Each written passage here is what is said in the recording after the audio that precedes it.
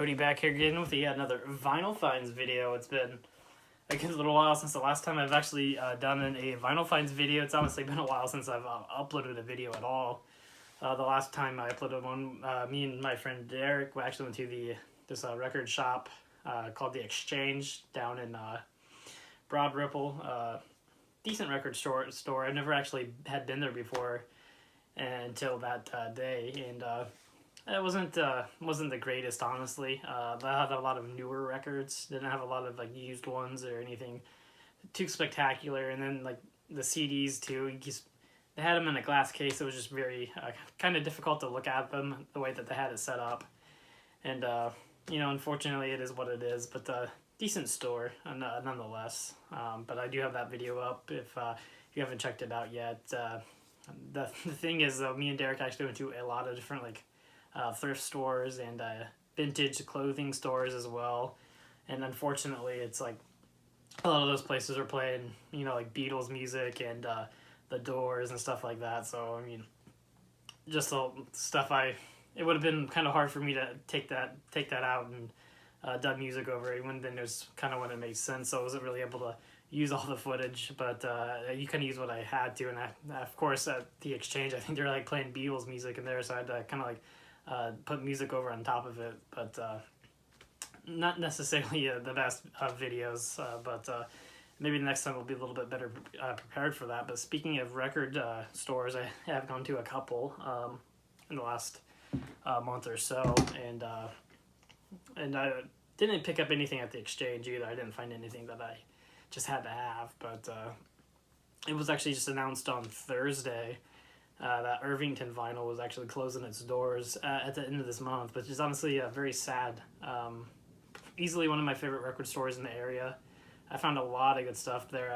I just remember a few years ago, probably about 2 or 3 years ago, if not longer, and it was like the Irvington Vinyl was probably about, I want to say 30 minutes away, maybe a little bit more away from me, and I remember Corey actually doing a video on it, and he talked about how they had boxes of just incredible records on the floor. And after I watched this video, I went there the next day, and man, I literally on the floor the first time I ever went to Irvington, they just had a box of records, just original like 90s pressings of Melvins. They had some Pearl Jam, Smashing Pumpkins. I've found my original copy of Whole Live Through This. I've found a couple original copies of Nirvana albums in there. I grabbed Incesticide and In Utero, the original one on like the clear vinyl. I mean, I just found a ton of great stuff in there. Several times that I go in there, usually always walked out with something in my hand, or Irvington Vinyl. And it's really sad to honestly see that it's closing its doors at the end of this month. But I'm fortunate enough. I know Corey did a Record Stores Across America video there a couple years ago as well, and I was fortunate enough to actually be there when he filmed that. It was a really cool experience to see him actually film one of those. So definitely recommend checking that out if you haven't. Which I don't know why. If you're definitely watching me, you're definitely watching him. His videos are always just phenomenal. But anyway, Irvington Vinyl was also having a 40% off sale, everything in the store.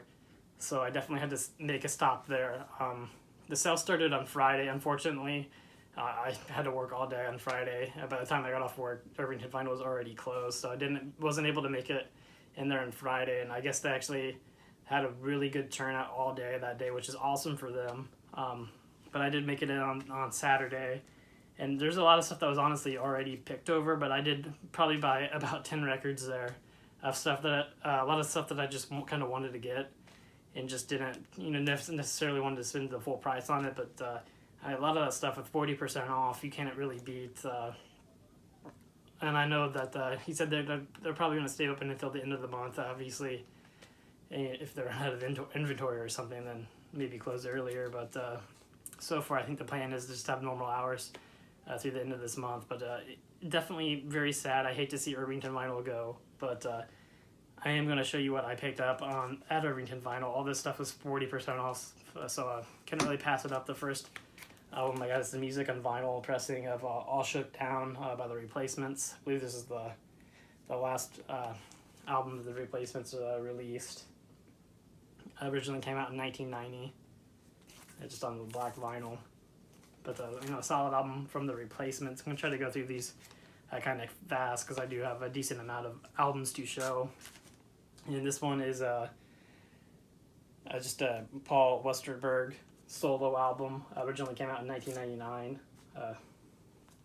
Definitely always trying to find more of his solo stuff. And then one that I've been kind of putting off on getting is Live Secret Samadai. I'm sorry, I'm probably pronouncing that way wrong, but it's on silver vinyl. This one's number 265 out of 2000, I think. Yeah, 2000. It's the 20th anniversary edition on Music on Vinyl. And then I picked up another album that I've been kind of looking at various different stores. I just never really wanted to pay a full price for it. It's Ben Folds, Songs for Silverman. And this is actually the Record Store Day version on the clear vinyl as well. But, there's a lot of great songs on here, too. Jesus Land, Gracie. I can't go wrong with Ben Folds. Always relaxing when you put on a Ben Folds album, whether it be just his solo stuff or with Ben Folds 5. Then I picked up Goo Goo Dolls, Superstar Car Wash.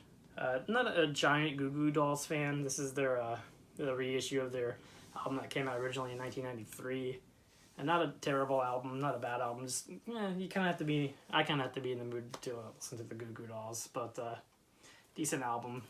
Figured I'd pick it up. It ended up being like $12 with the 40% off. And then I picked up the reissue, the 2016 reissue of L7, Slap Happy. Originally came out in 1999. And then I also picked up another L7 there, Wireless, which is a live album from L7 they put out in 2016. And this one's on like clear yellow vinyl. I'll show the vinyl, but it's just this video would probably already be way too long if I took every single album out. And another one that I've been kind of wanting to get for a while, Parquet Courts, Human Performance, solid album from them. Love the title track of that song, of this album as well. Human Performance, just a solid album, and they get it for 40% off. And the last two albums I picked up, this is an EP by Glenn Hansard. It was Triumph and Once Prosed. It's just a 5-song EP from Glenn Hansard. And I also picked up the newest album from Glenn Hansard in there as well, Between Two Shores. Definitely really happy to pick this one up too. It was also like around $12 with the 40% off. His brand new album just came out probably a month or so ago, so definitely was excited to pick all those up, but still very sad to see Irvington Vinyl closing its doors. Definitely going to try to make it in there at least one more time before they officially close down for good, but I don't know if I'll honestly be able to find too much more stuff in there. When I went in there on Saturday, that was also still pretty packed, so which is good for him, but definitely if you're in the area, Irvington Vinyl, to have 40% off, and definitely sad to see it go. But I also did make a couple of trips to the Vinyl Rescue Project the other day as well. I found a decent amount of stuff in there too, not really a whole lot. I actually only found like 3 albums, but picked up the Helmet's first album, Strap It On, original pressing, so definitely cool to find that album in there. And then I found these albums in there as well. It's Railroad Jerk, their first album. And I also found their album that came out in 1995 called One Track Mind. I honestly had no idea who Railroad Jerk was. I was just flipping through the bins, but it kind of caught my eye. And they weren't overly expensive, so I kind of took a chance on them, and I picked them up. And I really honestly enjoyed what I heard. I actually haven't listened to this one yet. I have listened to this one. And the first song on here, it's called Gun Problem. I really enjoyed that song right away, so definitely recommend checking these guys out. Railroad Jerk. That was definitely a blind buy that turned out to be a good buy. And I was at Barnes & Noble probably almost about a month ago, and I picked up Morphine Live at the Warfield 1997. I had no idea this honestly came out, and it's numbered 529. It's on Run Out Groove. It says only 2,555 pressed. So I mean, it sounds fantastic. There's a lot of classic Morphine songs on there. Definitely recommend checking that out. Just great quality vinyl, but just a solid live album from Morphine too. Actually, just recently found Yes around Christmas time too at Vinyl Rescue Project. So kind of cool that I would find that live album as well. And the next two albums I'm going to show, which are the last two albums I'm going to show, are albums I bought online. The first one is, of course, the newest Local H Live in Europe album from their European tour. I want to say last year when they toured with Helmet. But a lot of great songs on here. Nothing Special, Fritz's Corner, Heavy Metal Bake Cell, High Fiving MF, Hands on the Bible, City of Knives, Bound for the Floor, which is of course a classic, Local H. The One with the Kid, another song that I just really love by Local H. But solid live album from Local H. Definitely had to order that on their website. So. And on jnprecords.com. And then the last album I'm going to show is the newest solo album from Chris Barron, who of course is the lead singer of the Spin Doctors. This came out, I want to say around October or so, but it was Soundstage Direct. They had him in there signing his albums. He was signing this album and Pocket Full of Kryptonites. And so I purchased a copy and had him actually autograph it. It's actually personalized to me. So definitely cool. And it's a really, honestly, solid solo album from him as well. It's called Angels and One-Armed Jugglers. But really cool to have that. It's actually kind of funny because I ordered this on... and then the Soundstage Direct shipped it out. And it actually took them probably about 3 or 4 weeks to actually even ship it out. And they ship it out, and the next day I get an email from Soundstage Direct, and they actually inform me that they mistakenly sent me out the wrong copy. And so they actually had to overnight me this one, the correct copy with my name actually autographed on it. And they wanted me to actually send back the other one, which, I had no problem doing. And I didn't even, when I got the package, I didn't even open up the other one to see what mistake that they did, if they sent me somebody else's autograph or if they just sent me a blank, regular unautographed album. I actually just literally got the album and took the return shipping label that they sent me with this one and just put it back in the mail for them. But they were pretty fast on finding their mistake, though. But either way, I have no problem with Soundstage Direct. They handled it pretty professional and owned up to their mistake. But still, nonetheless, cool to have the autograph by Chris Barron. And that is all the albums that I actually have to show.